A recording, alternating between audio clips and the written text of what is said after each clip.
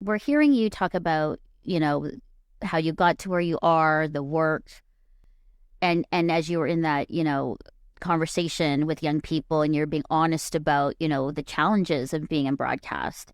I think the question then is, and I think it's for me too, and it's a friend conversation as well, but how do you manage the Emery in leading yourself in your professional life, personal life? Like, how do you balance all the things? Because I think that's part of like, being a woman in this work and being a woman with a family and having a partner and husband and community and friends. Like, it's a lot.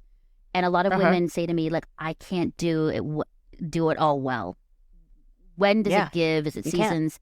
What are your thoughts on that? I was really fortunate. I had a mom who worked in a mom who had a career, which was very unusual in the 70s and the 80s. And she did a lot of leadership teaching. And one of the things she taught me when I was 12 was to make a mission statement, which sounds like that was how my mom communicated love. She would give me leadership tips. Mission statement. Yeah. So at 12, I had a mission statement. It's Oh, what I amazing. wanted. And, or you have a vision. Like I had a visual picture in my life of what I wanted it to look like. And then it's just having that focus. It helps you to figure out your decisions, right? If it doesn't lead to this, then it's not something that we do. Um, how do I balance it? If you've ever watched anybody try to balance anything, it's a constant recalibration, right? Sometimes you put more time somewhere else, sometimes you don't. Having a values list is really important. I guess what I'm trying to say is knowing yourself. That's What are good. your values? Like, what are your key and core values? Because it may not influence the job that you take, but it influences how you act in that job.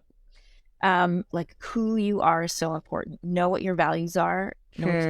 That's just so important.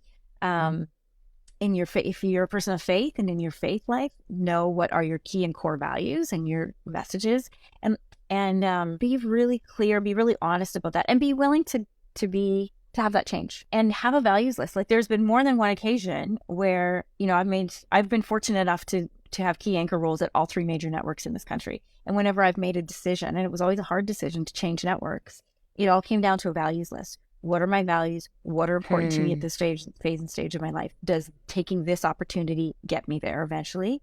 And that really helps. But, do the homework. Do those lists. It's Yeah. important. You may not need it every day, but boy, in the crisis, and you've got that at hand, worth it.